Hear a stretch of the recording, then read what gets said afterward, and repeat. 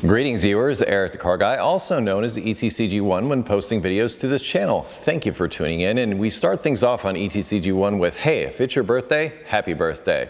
Well, today's topic is, I guess, learning from your mistakes, I think I'll call it, or the value of mistakes. I'm not really sure the exact title. I'll probably come up with something later, but the general gist of it is, and I'm sitting in front of Dad's truck, which sort of goes along with this. I almost thought of calling this Read the Instructions. I've been doing a lot of traveling lately, and I've met quite a few people that watch the show and some new people as well. But some of the people that watch the show often make this comment to me, and they say, Eric, we really appreciate the fact that you leave the mistakes in. You make it relatable to us. I mean, we make mistakes, everybody makes mistakes, and we like that you leave that information in the videos. And I've always strived to do that. I'm not saying I leave every single one in, because some are honestly kind of insignificant in my opinion, but the ones that are significant, I do try to convey to you so that you don't have to make the same mistake, because the way I see it, or somebody said something along the lines of, I think a smart person learns from their mistakes, and a genius learns from the mistakes of others, something to that effect. I don't remember the exact saying, but I've always kind of gone by that philosophy. I figure, well, if I fall on my sword and I screw something up, well, if I share that, then the next person, particularly the people that watch my show, walk away with that information and they don't have to make that same mistake. And that's where I'm coming from. And sometimes I get a lot of crap for it. But you know, hey, that's just the way it is, because I do make mistakes. In fact, one of the mistakes that sort of spurred on this conversation in this video is, well, the truck behind me. I get through putting the engine together, I take it out for a test drive, and well, there was a lot of crankcase pressure for some weird reason, and it blew the dipstick straight out of the tube and sprayed oil all over the inside of the engine compartment. And if you follow on social media, I posted pictures of that and everything. I came back from that drive and I was about to pull the truck into the shop and started making a pretty bad noise, like knocking kind of noise coming from what I believe to be the bottom end, or just, it didn't sound good. Let's just put it this way. I wasn't really of a mind to hear that noise, and at the time it was like late in the day. I'd been working all day just to get it to the point where I could get the truck to run. And I wasn't having it. It was one of those situations where I had to walk away. I had to like not pursue it.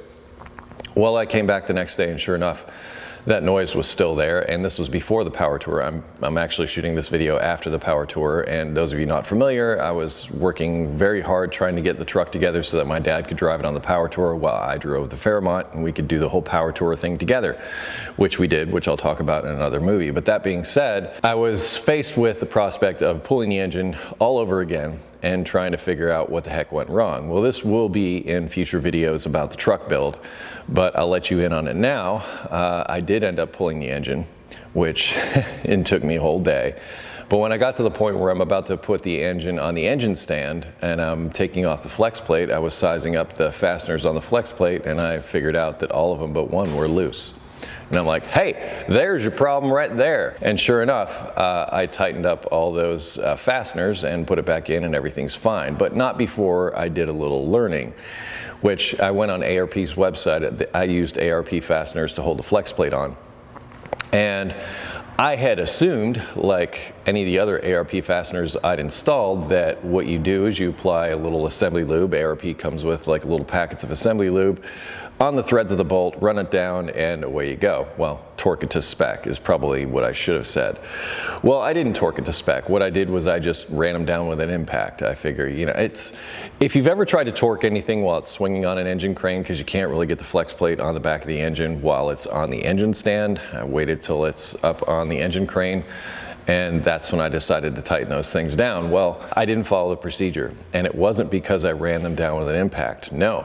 It was because I didn't use Loctite on the threads. And sure enough, and I'll link this in the description, ARP says right on in their instructions for installing these flex plate bolts on this particular engine that you need to install Loctite on the threads and use the assembly lubricant underneath the head bolts. I didn't do this, and I'm going to share this again during the series of building the truck, but point is, it was a mistake. And it cost me a lot of time and a lot of effort. I had to pull the engine back out and did my research and everything.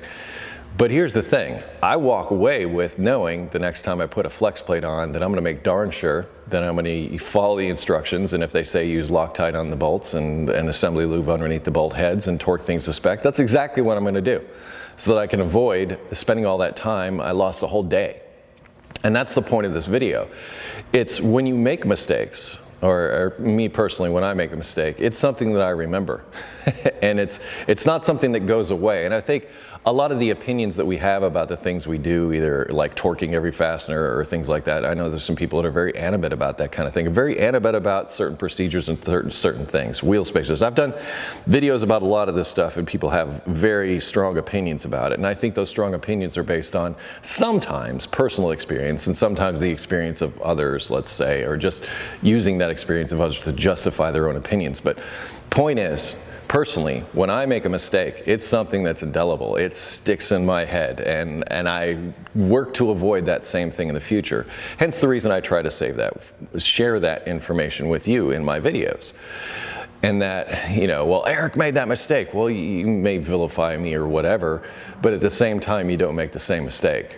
So you make that experience your own, so to speak. But personally, and I'm going to turn the discussion back to you, is when I make mistakes, I think I learn more than when I have a success sometimes. And I'm not saying that the successes don't represent, you know, my work and don't, you know, aren't things that I remember.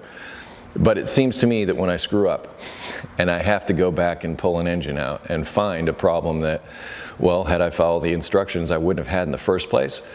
Those are things that I remember. Those are things that stick with me. And that's the point of this video. I mean, do you find the same thing within yourself? Like when you make a mistake, you're like, I'm never doing that again. Do you learn more from your mistakes than you do from your successes or, you know, being taught something? I think mistakes are really great teachers. What do you think? That's what comments are for. If you have automotive questions, I ask that you head to ericthecarguy.com. That will be linked down in the description along with additional information, videos, whatever.